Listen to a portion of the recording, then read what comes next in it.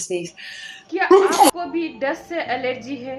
कई लोग को डस्ट से एलर्जी होती है क्योंकि डस्ट हर जगह होती है, तो ये प्रॉब्लम उनको होते रहते हैं।